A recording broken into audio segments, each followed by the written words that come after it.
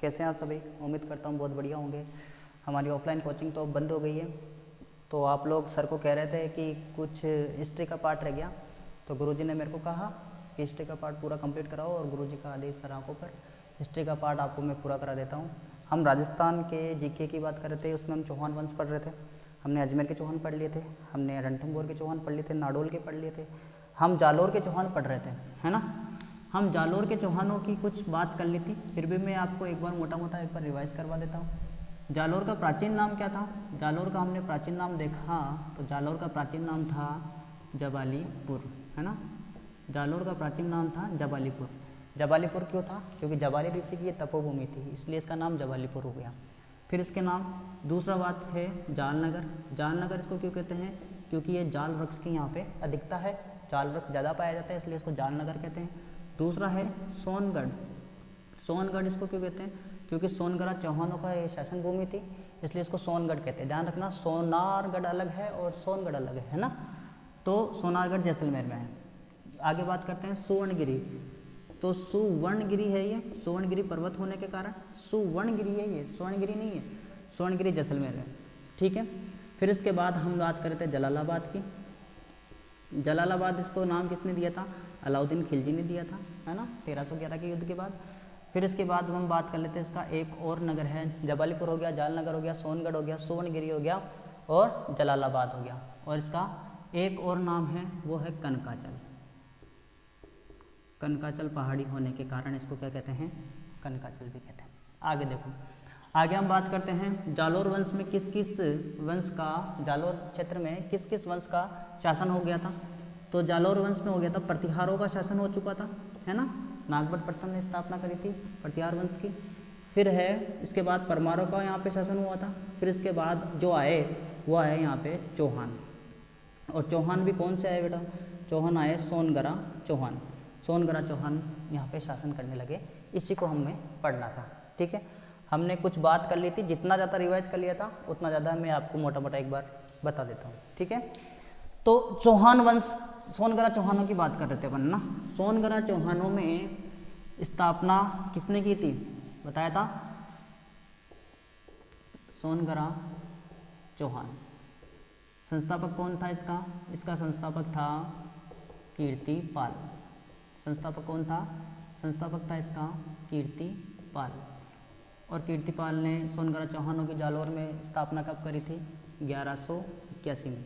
ध्यान रखना, कुछ किताबें 1182 बताती है, कुछ किताबें 1181 बताती है, लेकिन माध्यमिक शिक्षा बोर्ड ने 1181 माना है, तो वो ऑथेंटिक किताबों से ही बात करेंगे अपन।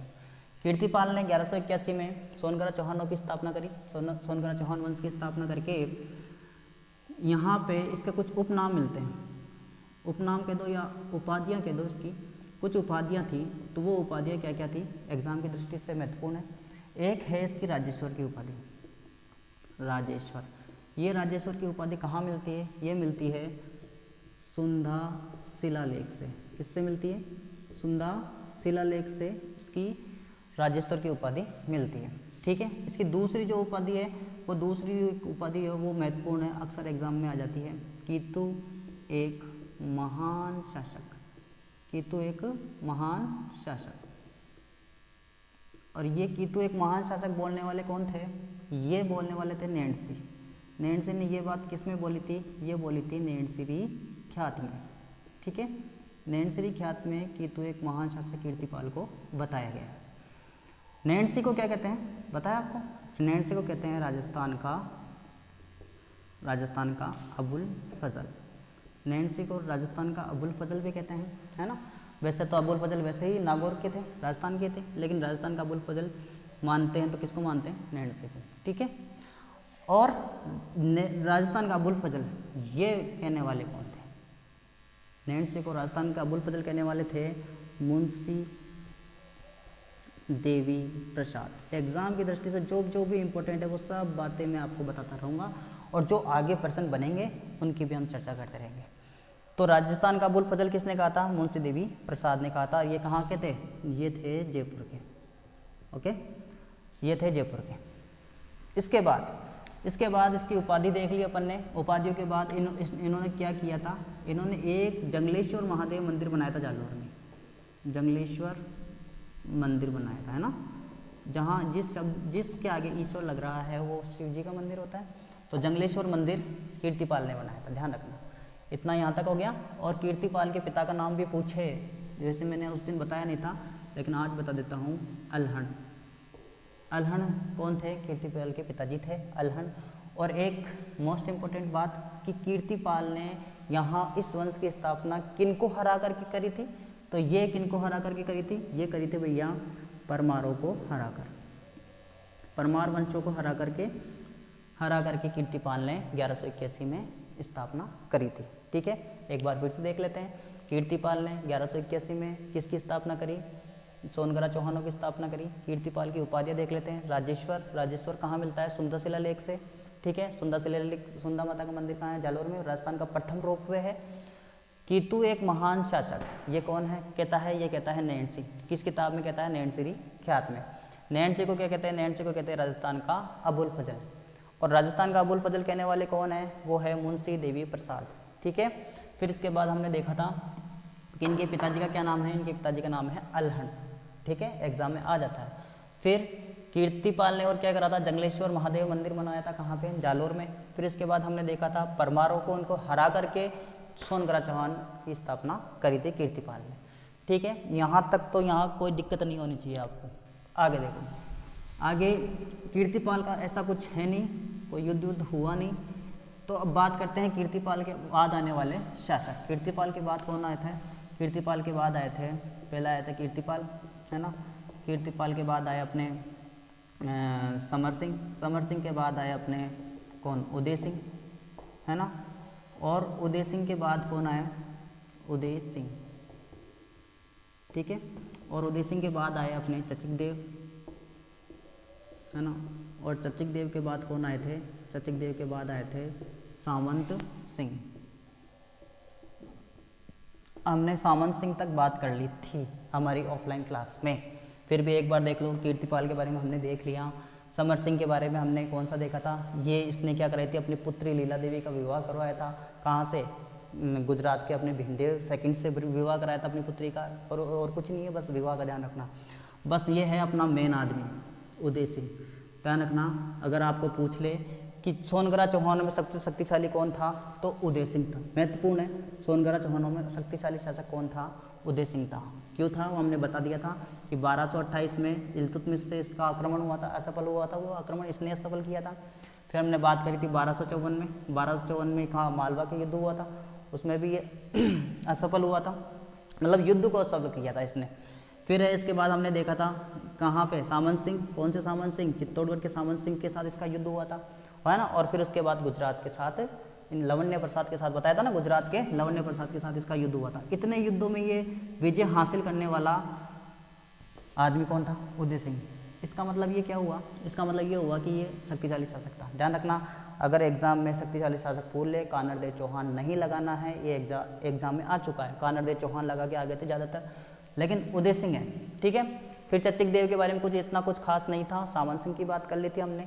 आज अब जो हम पढ़ना चाहते हैं वो पढ़ेंगे भैया, कौन सा? कानरदेव चौहान। कानरदेव चौहान, इससे पढ़ना है हमें। ठीक है, ये महत्वपूर्ण शासक है। ध्यान रखना, शक्तिशाली शासक उदय सिंह है, लेकिन ज़्यादातर जो हिस्ट्री के क्वेश्चन बनते हैं वो बनते हैं कानरदेव चौहान से। कानरदेव चौहान कब से कब तक रहा था? ये रहा था 1305 से 1311 तक। 1305 से 1311 तक। ठीक है, अब बात कर लेते हैं हम कानरदेव चौहान की। कानरदेव चौहान, ध्यान रखना, चौहान, ये जो जालोर के जो चौहान है, इनकी जो कुल देवी है, जालोर के चौहानों की जो कुल देवी है वो है आशापुरा माता। जालोर के चौहानों की कुल देवी कौन है? आशापुरा माता। और ये आशापुरा माता का मंदिर कहाँ पे है? यह है नाडोल में। ये हमने बात कर ली थी वैसे, एक बार फिर मैं आपको बता देता हूँ। ठीक है, नाडोल में। आगे देखो, कानरदेव चौहान की बात करें। कानरदेव चौहान की जो हमें हिस्ट्री पूरी पता लगती है वो किससे लगती है? वो लगती है हमें कानरदेव प्रबंध से। कानरदेव प्रबंध से हमें इसकी जानकारी मिलती है। और कानरदेव प्रबंध के जो रचयिता है वो है पद्मनाभ। ध्यान रखना, ये पद्मनाभ एक ब्राह्मण है। तो ब्राह्मण के द्वारा रचित ग्रंथ क्या कहलाता है? ब्राह्मण ग्रंथ कहलाता है। तो एग्जाम में ऐसा आ जाता है, निम्न में से कौन सा ब्राह्मण ग्रंथ है? तो कानड़देव प्रबंध एक ब्राह्मण ग्रंथ है, ठीक है। और इसके अलावा इसकी हिस्ट्री की जानकारी हमें मिलती है वीरमदेव सोनग्रारी वाद, वीरमदेव सोनग्रारी वाद, वीरमदेव सोनग्रारी वाद। और इसके अलावा हम इसके कौन मिलती है? नैन्सी बताता है कुछ, है ना, और नैन्सी के अलावा फरिश्ता इसके बारे में बताता है, ठीक है। ये ध्यान रख लेना कि हिस्ट्री किसके बारे में बताता है? कानड़देव प्रबंध बताती है, और वीरमदेव सोनग्रारी वाद बताती है, नैन्सी बताता है, और फरिश्ता बताता है, ठीक है। हम इन सब की बात करेंगे, फरिश्ता की भी बात करेंगे, नैन्सी क्या कहता है वो भी बात कर लेंगे, ठीक है। और एक और महत्वपूर्ण बात देख लो कि जो आजकल सीधे क्वेश्चन तो आते ही नहीं है, आजकल आते हैं टेढ़े क्वेश्चन। तो वो टेढ़े क्वेश्चन जो मैंने ये करा ना कि आज तक जो आ गए प्रश्न वो भी पढ़ाऊंगा, और जो आने वाले हैं वो भी पढ़ाऊंगा। तो ये कहा जाता है कि इसकी जो संपत्ति है, किसकी? कानड़देव चौहान की जो संपत्ति है, इसकी संपत्ति की जो तुलना है वो किससे की जाती है? कानड़देव चौहान की संपत्ति की तुलना किससे की जाती है? बहुत महत्वपूर्ण है। तो ये किससे की जाती है? ये की जाती है इंद्र की रिद्धि व 9 निधियों से। ये इंपॉर्टेंट है, लिख लेना। इंद्र की रिद्धि व 9 निधियों से कानड़देव चौहान की संपत्ति की तुलना की जाती है। एग्जाम की दृष्टि से महत्वपूर्ण बात है, ठीक है। अब इसके बाद कर लेते हैं हम कुछ इसके परिवार के बारे में। इसका एक पुत्र था, और पुत्र का क्या नाम था? पुत्र का नाम था भैया वीरमदेव। पुत्र का क्या नाम था? वीरमदेव। ध्यान रखना, ये इतिहासकार यूँ कहते हैं कि कानड़देव चौहान के जो भी पुत्र और पुत्रियाँ थी, यानी राजकुमार राजकुमारियाँ थी, वो बहुत ही सुंदर थी, ठीक है। उसमें सबसे ज़्यादा सुंदर था वीरमदेव चौहान, बहुत स्मार्ट था। यही स्मार्टनेस को ले डूबेगी, आगे हम हिस्ट्री में बात करेंगे, है ना। तो ये इसका पुत्र था वीरमदेव। और वीरमदेव, अब पुत्र की बात कर ली, पुत्र होगा तो पत्नी भी तो होगी, ठीक है। पत्नी कौन थी? इसकी पत्नी थी, ध्यान रखना, इसकी पत्नी का नाम था जेतल देवी, जेतल देवी, ये इसकी पत्नी थी, जेतल देवी, ठीक है। तो ये ध्यान रखना। एक बार मैं फिर से देख लेता हूँ। सोनग्रा चौहानों के संस्थापक कौन थे? कीर्तिपाल, 1181 में थे। हमने देखा कीर्तिपाल के बाद समर सिंह आए, समर सिंह के बाद उदय सिंह आए, उदय सिंह के बाद चचिक देव आए, चचिक देव के बाद सामंत सिंह आए, सामंत सिंह ने देख लिया था हमने। फिर इसके बाद कौन आता है? कानड़देव चौहान। कानड़देव चौहान का शासन कब है? 1305 से 1311 तक है, ठीक है। यहाँ की कुल देवी यानी जालोर के चौहानों की कुल देवी आशापुरम आता है। मंदिर कहाँ है इनका? नाडोल में है, ठीक है। कानड़देव की जो इतिहास की जानकारी मिलती है वो मिलती है हमें कानड़देव प्रबंध, पद्मनाम ब्राह्मण ग्रंथ है ये। फिर है वीरमदेव सोनग्रारी वाद से मिलती है। नैन्सी कुछ बातें अपनी नैन्सी ख्यात में लिखता है। फरिश्ता, तारीख के फरिश्ता में कुछ बातें लिखता है। फरिश्ता की कौन सी है? तारीख ए फरिश्ता। ये तारीख ए फरिश्ता में कानड़देव चौहान के बारे में कुछ बातें लिखता है, वो हम बात करेंगे। फिर है वीरमदेव का इसका कानड़देव का पुत्र कौन है? वीरमदेव, है ना। और इसकी पत्नी कौन थी? किसकी पत्नी? ध्यान रखना, इसकी पत्नी नहीं, कानड़देव चौहान की पत्नी का क्या नाम था? जेतल देवी, ठीक है, जेतल देवी। ये इंपॉर्टेंट है, ठीक है, ध्यान रखना। फिर है इनकी कुलदेवी देख ली अपन ने। फिर ये देखो, संपत्ति की तुलना किससे की जाती है? महत्वपूर्ण बात है। इंद्र की रिद्धि व 9 निधियों से इसकी संपत्ति, कानड़देव चौहान की संपत्ति की तुलना की जाती है, ठीक है। यहाँ तक का आपको कोई दिक्कत नहीं होनी चाहिए। आगे देखो, आगे देखो भैया, कानड़देव चौहान के साथ जो दिल्ली के साथ संपर्क थे वो हम बता देते हैं। कानड़देव चौहान का जो दिल्ली से संपर्क था वो बता देते हैं। हाँ भैया, पहले एक बार देख लेते जालोर कहाँ पड़ता है। ये अपनी पतंगाकार आकृति का कौन है? ये अपनी पतंगाकार आकृति का राजस्थान है, ठीक है। कौन बताता है राजस्थान को पतंगाकार आकृति का? वो बताते हैं T.H. हैंडले। T.H. हैंडले कहते हैं राजस्थान की आकृति कैसी है? पतंगाकार है। तो ये अपनी राजस्थान की कुछ ऐसी स्थिति है, ठीक है। तो ये थोड़ा सा रफ ही है। हम देखते हैं जालोर कहाँ पड़ता है। नीचे नीचे अपना बांसवाड़ा पड़ता है। दिल्ली से संपर्क बता रहा हूँ, पहले गुजरात से संपर्क बता दो तो दिल्ली से भी बता दूँगा। तो यहाँ पे क्या है? यहाँ पे अपना डूंगरपुर, सॉरी बांसवाड़ा, बांसवाड़ा के ऊपर कौन आता है? डूंगरपुर, डूंगरपुर के ऊपर कौन आता है? उदयपुर, उदयपुर के ऊपर कौन आ जाता है? अपना सिरोही, सिरोही के ऊपर कौन आता है? जालोर। तो यहाँ जालोर है, ठीक है। तो जालोर जो है वो इस तरह से किससे सटा हुआ है? गुजरात से सटा हुआ है। यानी कि अगर किसी को गुजरात जाना हो तो जालोर आना पड़ेगा इस तरह से, ठीक है। अब हम यहाँ पे बात कर लेते हैं किसकी, यहाँ पे बात कर लेते हैं हम दिल्ली की। यहाँ पे दिल्ली से इसकी कैसे दुश्मनी हुई, क्या इसका संबंध था, वो देख लेते हैं। दिल्ली में कौन था, दिल्ली में था अलाउद्दीन खिलजी। यही है जो हमारे चौहानों की दुर्दशा करने वाला, माफ़ करना, अलाउद्दीन खिलजी। अलाउद्दीन खिलजी का शासनकाल कब से कब तक है, ये है अपना 1296 से 1316 तक, ठीक है। देखो गलत भी नहीं बोला मैंने, अलाउद्दीन खिलजी ने रणथंभौर हमीरदेव चौहान को मारा। अलाउद्दीन खिलजी ने यहाँ पे कहाँ चित्तौड़गढ़ पद्मनी का जो खेल हुआ था, और अलाउद्दीन खिलजी ही कौन है भैया, जालोर चौहान वंश में मारा, ठीक है। अलाउद्दीन खिलजी दिल्ली में बैठा भैया। अब देखो क्या होता है, ये होता है कि मान लो ये था अपना एक जालोर, बना देता हूँ यहाँ पे लिख लो जालोर, ये है अपना, अरे एक सेकेंड, यहाँ पे है जालोर, ठीक है, यहाँ पे है जालोर, ठीक है। अब देखो यहाँ से अगर जालोर, दिल्ली से अगर गुजरात जाना हो तो जालोर होते हुए जाना पड़ेगा। मैंने बताया ना जालोर किससे सटा हुआ है, गुजरात से सटा हुआ है। तो दिल्ली से अगर गुजरात जाना हो तो जालोर होते हुए जाना पड़ेगा। इस अलाउद्दीन का कुछ क्षेत्र जीता हुआ था, कहाँ पे, गुजरात में, तो इसका आना जाना यहाँ पे लगा रहता था गुजरात में। क्या होता है, फरिश्ता क्या कहता है, फरिश्ता इसकी दुश्मनी का कारण बताता है। इसका एक सेनापति था जिसका नाम था उलुग खां, नाम याद रखना है, उलुग खां इसका सेनापति था। वो गुजरात जा रहा था, ध्यान रखना, हिस्ट्री थोड़ी सी कहानी टाइप में बताने की कोशिश करूँगा मैं। उलुग खां गुजरात जा रहा था सोमनाथ मंदिर को लूटने के लिए, ठीक है। रास्ते में आ गया जालोर। जालोर में जब ये आने लगा तो जालोर का कौन है, जालोर का है कानड़देव चौहान, ठीक है, कानड़देव चौहान। जालोर में जब उलुग खां आने लगा तो क्या कहता है कानड़देव कि भैया कहाँ जा रहे हो। उलुग खां ने कहा भैया हमें गुजरात जाना है तो हमें रास्ता दे दो। कानड़देव ने मना कर दिया, रास्ता नहीं मिलेगा भैया, और रास्ता मिलेगा तो भैया क्या देना पड़ेगा, कर देना पड़ेगा, टैक्स देना पड़ेगा। उलुग खां ने कहा कि भाई साहब टैक्स, वो भी किससे, अलाउद्दीन खिलजी से टैक्स, वो भी पूरे भारत का जो शासन कर रहा है उससे टैक्स लोगे आप। कानड़देव कहता भैया शासन कर रहा है, पूरे भारत का कर रहा है, वो अपने स्थान पे कर रहा है, ये मेरा स्थान है, मैं आज जाने दूँ ना कल जाने दूँ, नहीं जाने दूंगा, जाओगे तो टैक्स देना पड़ेगा।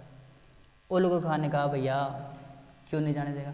एक तो देखो कानड़देव चौहान का ये भी था कि इसने ये भी कहा था कि हिस्ट्री खराब है भैया तुम्हारी, अलाउद्दीन खिलजी की हिस्ट्री खराब है, यहाँ हमीरदेव, यहाँ पे चित्तौड़गढ़ में पद्मनी का खेल, और फिर देखो ब्राह्मणों को भी ये परेशान करता था, है ना, और जो महिलाओं थी उनके, महिलाओं की भी ये इज्जत नहीं करता था। तो ये कानड़देव वैसे ही से परेशान था तो मना कर दिया, इसने नहीं जाने देंगे।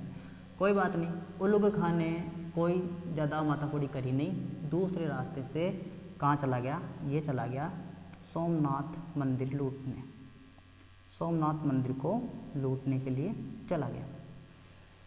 जब सोमनाथ मंदिर को लूट करके वापस आ रहा था तो इसकी सेना ने कहा कि हम इतना लंबा रास्ता काटे हैं, इससे अच्छा है ना हम जालोर में से निकल जाएं। तो भैया यहाँ से जालोर से ये निकलता है। तो जालोर में जैसे आता है उलुग खां अपनी सेना को लेकर के कानड़देव रोक लेता है, भैया मना करा था ना, टैक्स दे करके आना है, बिना टैक्स कैसे आ गए वापस, हैं। तो यहाँ पे इन दोनों के बीच में क्या हो गई भैया, झड़प हो गई। झड़प में उलुग खां जैसे तैसे जान बचा करके सीधा कहाँ गया रे, ये गया अलाउद्दीन खिलजी के पास कि भाई साहब कानड़देव ने तो हमारे साथ ऐसा कर दिया, बहुत बुरा किया, हम तो रास्ता मांग रहे थे कर ले लिया, कर लेने की बात करी, और हम जब आ रहे थे तो हमारे साथ झड़प कर ली, और झड़प जो करी तो ध्यान रखना यहाँ पर कानड़देव चौहान ने 5 शिवलिंग के अंश भी ले लिए, बहुत महत्वपूर्ण बात है, 5 शिवलिंग के अंश ले लिए, और उन्हीं 5 शिवलिंग के अंशों को लूट लिया। 5 शिवलिंग के अंश, उन्हीं 5 शिवलिंग के अंशों को इसने 5 जगह स्थापित किए, और वो 5 जगह महत्वपूर्ण हैं हमारे एग्ज़ाम की दृष्टि से। वो 5 जगह जहाँ पर अलाउद्दीन इसने कानरदेव चौहान ने स्थापित की थी, वो पहली जगह थी भैया सोरठा। क्या थी? सोरठा। दूसरी जगह थी कौन सी? दूसरी जगह थी बांगड़ा। ठीक है। तीसरी जगह थी, तीसरी जगह यहाँ लिख दो, तीसरी जगह थी भैया साइवाड़। तीसरी जगह थी साइवाड़। और चौथी जगह थी भैया आबू। और 5वीं जगह थी अपनी जालोर। खुद जालोर में स्थापना की थी। ठीक है। ये महत्वपूर्ण है 5 एग्जाम की दृष्टि से। 5 शिवलिंग को लूट लिया उलुग खां से कानरदेव चौहान ने। ठीक है। सोरठा, बांगड़ा, साइवाड़ और आबू और जालोर में उनकी क्या कर दी? स्थापना कर दी। यह महत्वपूर्ण है। ठीक है। यहाँ तक की कहानी में कोई दिक्कत है क्या? एक बार वापस देख लो। उलुग खां कहाँ जाना चाहता था? सोमनाथ मंदिर जाना चाहता था गुजरात। रास्ते में कौन पड़ता है? जालोर। जालोर में प्रवेश करने से कौन मना कर दिया? कानरदेव चौहान ने मना कर दिया। ठीक है। जाना है तो कर दे के जाओ, अन्यथा नहीं जाना। दूसरा, ये चला गया दूसरी ओर से, और जब वापस आता है तो कानरदेव चौहान और उलुग खां में झड़प हो जाती है। उलुग खां जान बचा करके सीधा अलाउद्दीन के पास चला जाता है और अपनी ये बात बता देता है। और इस बात और ये 5 शिवलिंग की बात ध्यान रखना, सोरठा, बांगड़ा, साइवाड़, आबू और जालोर। ठीक है। और फिर इसी के बाद अब जो युद्ध होंगे वो होंगे 1308 सिवाना युद्ध, 1308 सिवाना युद्ध है ना, और 1311 अपना कौन सा युद्ध? जालोर का युद्ध। ठीक है। ये बात, यहाँ तक की बातें कौन लिखता है? ध्यान रखना, फरिश्ता लिखता है। यहाँ तक की बातें कौन लिखता है? फरिश्ता यहाँ तक की बातें लिखता है। ठीक है। अब फरिश्ता एक छोटी सी बात और आगे लिखता है। क्या कहता है फरिश्ता? फरिश्ता ने अपने तारीख फरिश्ता में यह भी बताया है कि जब उलुग खां किसके पास चला गया था? अलाउद्दीन खिलजी के पास चला गया था। और ये कानरदेव चौहान की बात बता देते कि भैया जाने नहीं दिया हमारे को और ऐसी ऐसी बात होगी। तो अलाउद्दीन खिलजी ने एक सेनापति ढूंढा और उस सेनापति का नाम था एन उल मुल्क मुल्तान। ध्यान रखना, एग्जाम की दृष्टि से महत्वपूर्ण है। एन उल मुल्क मुल्तान। बात है 1305 की। ठीक है। अभी 1305 की ही बात चल रही थी। तो एन उल मुल्क मुल्तान के नेतृत्व में एक सेना अलाउद्दीन खिलजी ने किस पे आक्रमण करने के लिए भेजी रहे? कानरदेव चौहान के आक्रमण पर 1305 में। ठीक है। फरिश्ता ये बात लिखता है। फरिश्ता ने ये कहा कि जब 1305 में यहाँ पे आक्रमण हुआ तो एन उल मुल्क मुल्तान ने ये बात बता दी कानरदेव चौहान को कि भैया युद्ध करने से कोई मतलब तो है नहीं, तेरा जालोर भी खराब हो जाएगा, तहस नहस हो जाएगा, और तेरी सेना का भी नुकसान होगा, मेरी सेना का भी नुकसान होगा। तो युद्ध हुआ, फिर भी माना नहीं, थोड़ा बहुत युद्ध हुआ, लेकिन जब ये देखने लगा कि अलाउद्दीन खिलजी के सामने मेरी सेना नहीं टिक पा रही है, तो इसने इनके साथ क्या कर ली? संधि कर ली। कानरदेव चौहान ने एन उल के साथ क्या कर ली? संधि कर ली। उस संधि के अनुसार कानरदेव चौहान को कहाँ जाना था? अलाउद्दीन खिलजी के दरबार में उपस्थित होना था, और बता दिया था कि जो कुछ भी संधिया की शर्तें होगी वो अलाउद्दीन खिलजी ही पूरा करेगा। ठीक है। फरिश्ता ये बात लिखता है कि कानरदेव खुद गया था अलाउद्दीन खिलजी के दरबार में। तो फिर आगे लिखता है कि कानरदेव जब गया अलाउद्दीन खिलजी के दरबार में तो कौन बैठा था? अलाउद्दीन खिलजी सामने बैठा था। कानरदेव दरबार में आए।